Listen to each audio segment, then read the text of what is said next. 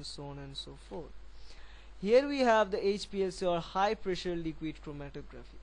In high pressure liquid chromatography, we use what property to separate? We use the property of dissolving in water or polar solvent to differentiate between different kinds of molecules. So that's why in this case we need to have water as a mobile phase. Sorry, for not water. We need to have a liquid as mobile phase. Usually the liquid are non-water molecule or non-polar molecules which are hydrocarbons in nature. Okay, because we are dealing with in this kind of setup, we are dealing with amino acid sequence and proteins which can be dissolved in these hydrocarbon or organic materials. It cannot be dissolved in water, so we need to have a liquid which are hydrocarbons or non-polar molecules as mobile phase, and we can also have a polar materials as stationary phase.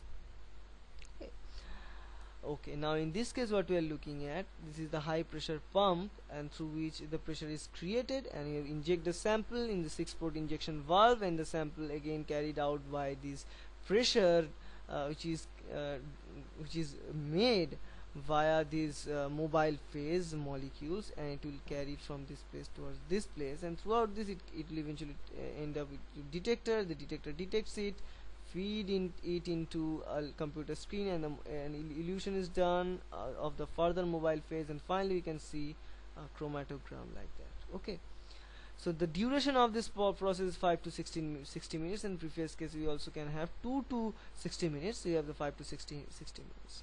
Okay, the column for this HPLC is more or less that same like the GC column, but in some cases GC columns are a little bit more higher because they can be coiled.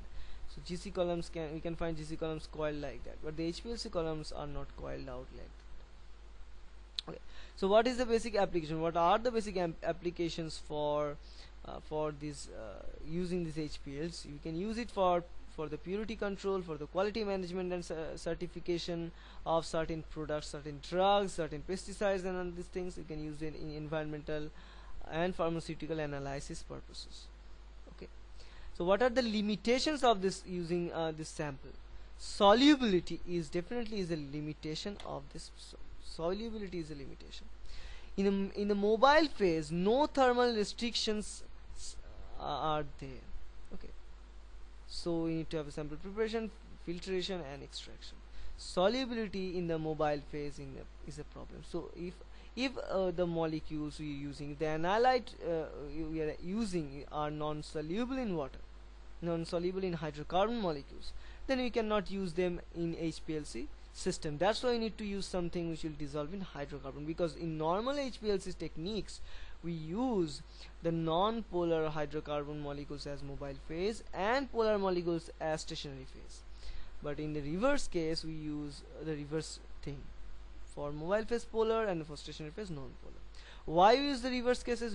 I've discussed it earlier, because if we use the hydrophobic in both cases, then they will interact with each other and the separation could not be established.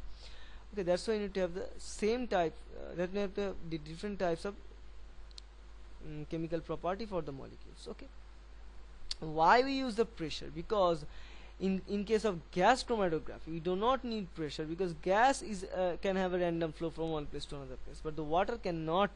Water have to have, we need to push water for making it transfer from one place to another place. That's why you need to use water. Okay, that's why you need to use pressure for water flow. Okay, now this is the HPLC setup. Here we have the stage for storage for the mobile phase. Here is the mobile phase. Here we have the filtration, and all this preparation of eluent mixture is done. Here we have the pump.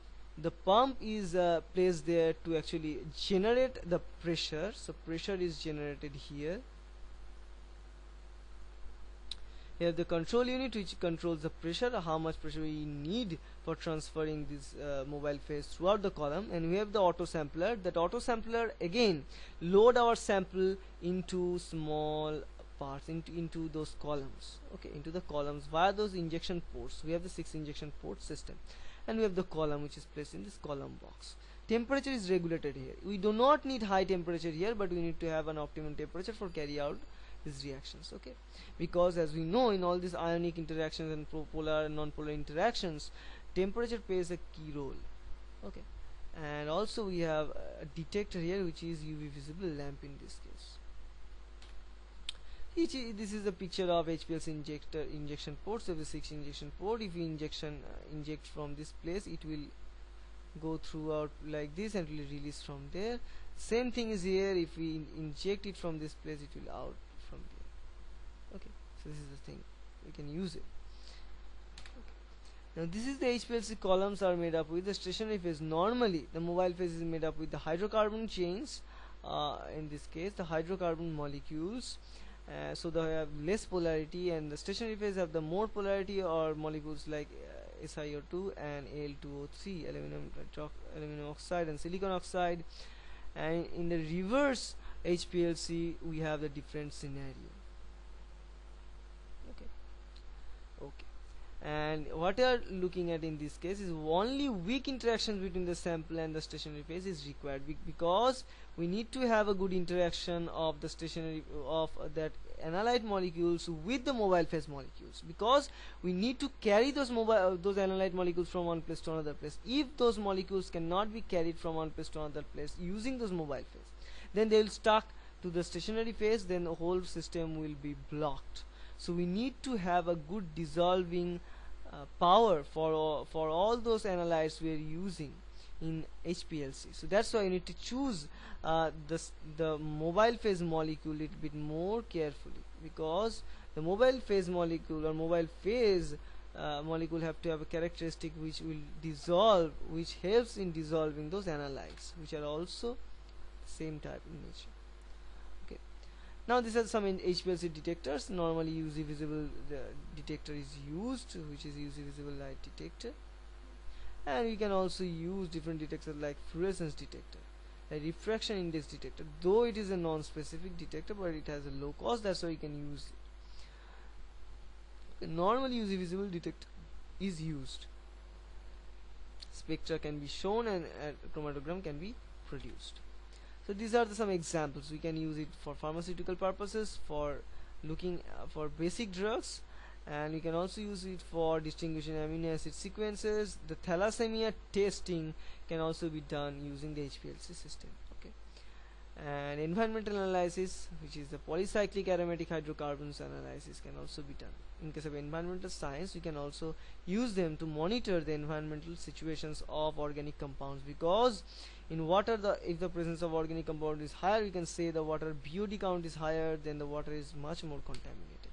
So this is the end of our discussion. So what are the basics of all these things? We need to have a mobile phase, we need to have a stationary phase, and we need to have an analyte molecules. We need to have an interaction between them, and these interactions are very important. If one interaction is higher than another, then that thing is favored, and we can separate molecules using these two partitions between themselves. Okay, and a flow is important, and the flow is provided by this mobile phase. Most of the time these mobile phases are made up with gas either or liquids, but mobile phase cannot be a solid. Okay, and the mobile phase have to have a flow which will help the analyte molecules to pass from one place to another place throughout the column. And also the mobile phase have to have a pressure. The pressure can be generated using a pressure pump. In case of HPLC, we have seen that those pressure pumps and the generation of pressure. Okay, so these are the basic concepts about chromatographic techniques, and I hope that's going to help you. Thank you.